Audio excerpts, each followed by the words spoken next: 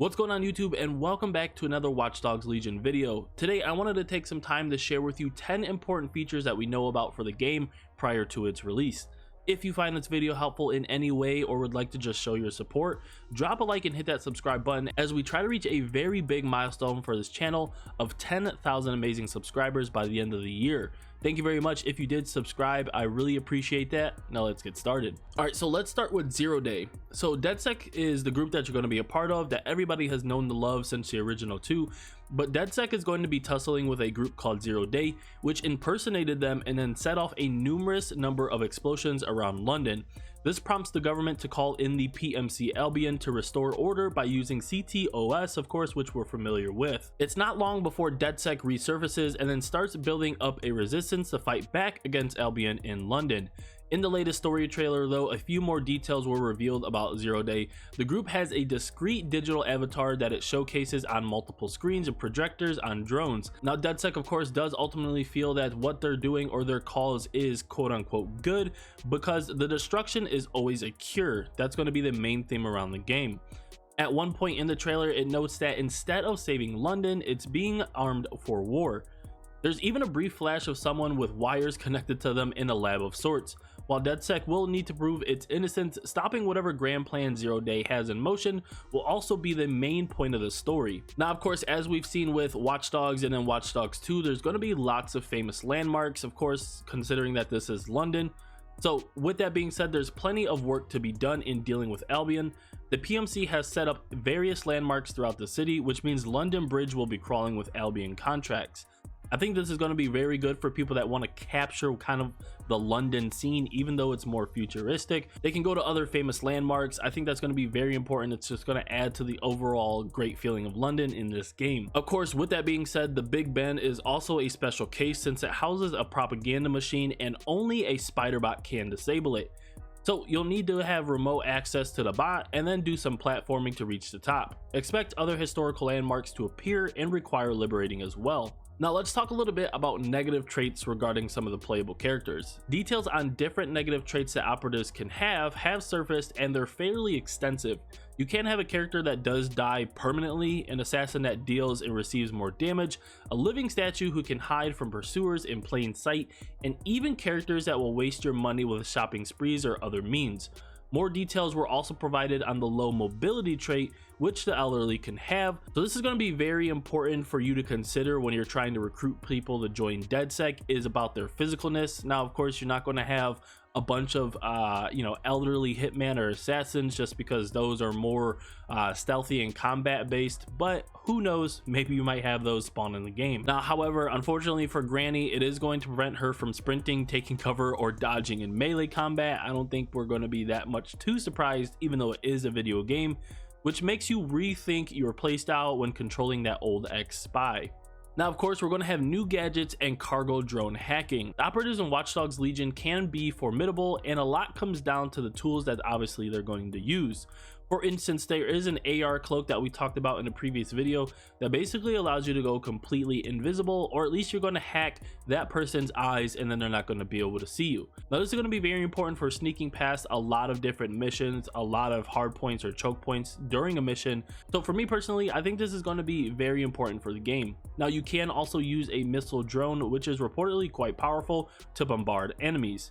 Even if that's toned down, hacking cargo drones passing overhead and dropping packages on enemies is also possible, which we'll probably be doing that in some video, way, shape, or form. Now of course, let's talk about some clothing and cosmetics. So it's not just enough to recruit characters and send them into battle or have them do things for DedSec. You can also customize every single character with a variety of different cosmetics. So of course, in the game there's going to be different shops set up where you walk up to the window and you'll have a choice of clothing items from outerwear, innerwear, leg wears to shoes, hats, and bags, and much more. So I think it's going to be kind of cool that you can actually customize cosmetically the gang or the group that you're recruiting. Now because this game is so focused on all of the characters and playable characters, I really don't want to call them NPCs because you can play with them, But because it's so focused on that, one of the good things is that while you're roaming around London, you will notice that some quote-unquote NPCs will be trying to retaliate against Albion.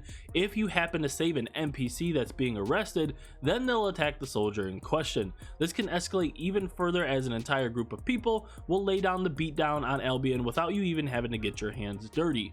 Now, in some YouTube videos, you may have seen the underground boxing arena showcased during a lot of different gameplay or some walkthroughs that you've seen, but essentially there is a underground boxing arena where you can recruit fighters. Now, there are several such arenas in London, and you'll enter a tournament to fight your way to the final boss. Beating the boss will then allow you to recruit them, adding some very powerful melee operatives to your squad. These are probably going to be enforcers out of the different types of playable characters. All right, unique operatives from different parts of London. So different boroughs are going to require liberating throughout London, but there's some major incentive to do so. Now, if you happen to successfully liberate a borough, then a unique version of classes like the Hitman or the Spy could be awarded. Not only do these have additional perks, but they also have an entire kit optimized for the task at hand.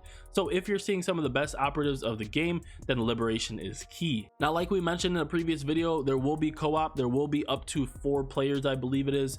And then of course, you will have your Spider-Bot Arena. Your Spider-Bot Arena is going to be a PvP mode where essentially you're going to send your Spider-Bot out against other Spider-Bots. There's going to be 8 in total, I believe, and then you can control your Spider-Bot that is armed to the teeth and then go to war. While it's not quite the same as the Spider Tank from Watch Dogs 1, it should serve as a decent way to compete with others. More PvP modes are in the works for future updates. Now, as we saw in Watch Dogs 1 and 2, Invasion is making a comeback. Invasion basically involves infiltrating another player's game and hacking them, all while remaining undetected. Whether features like bounties and retaliation will be carried over from the previous games, that does remain unknown, but those who had fun playing hide and seek against other players can rejoice. Now let's talk about some of the hero characters. So if you bought the season pass, you will be receiving 4 new playable characters called hero characters. This includes Aiden Pierce from Watch Dogs 1. Pierce will have his own DLC storyline called Watch Dogs Legion Bloodline and will work with Wrench from Watch Dogs 2. Both characters will have their own unique abilities and progression, but that's not all. Future hero characters including Mina, a former subject of experiments who has the power of mind control, and my personal favorite, Darcy, who is a member of the Brotherhood of Assassins from the Assassin's Creed series. This is the first time that we're actually going to be able to see an Assassin's Creed character integrated into Watch Dogs, and honestly, because of the whole futuristic and time travel thing, I think it's actually pretty good for a crossover. Now, of course, if you're not going to buy the season pass, there will be new characters with different abilities to recruit for free. You don't have to really worry about that. New missions in New Game Plus will also be coming for free, though more details are still needed on those. Last but not least is microtransactions. So of course, like I said, to nobody's surprise in a previous video, there are going to be some microtransactions. The premium store in the game allows you to purchase operatives and cosmetics with WD credits, which works out as one actual dollar is going to be 100 WD credits. ETO packs and a map of all collectibles can also be purchased with these credits. So obviously Ubisoft has clarified that operatives sold through the premium store will feature unique personalities, outfits, masks, and cosmetics. However, their gameplay abilities, traits, and weapons can be found on all other Londoners around the city, and they do not offer any gameplay advantages with operatives recruited in the game. So of course they wanted to make some extra money, but of course they didn't want to make it pay to win.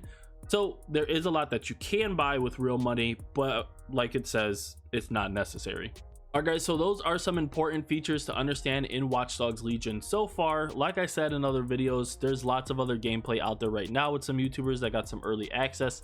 So if you want to go watch some of that gameplay, go ahead and do so. Now when the game drops on October 29th, we will be doing a ton of different videos like how-tos, let's plays, etc. So you definitely don't want to miss out on that. Make sure you subscribe, and we're also trying to hit that 10,000 marker by the end of the year. So I very much appreciate your help on that, and thank you for watching the video. I'll talk to you guys soon or in another Watch Dogs Legion video. Have a good time, have a good week, see you soon, peace.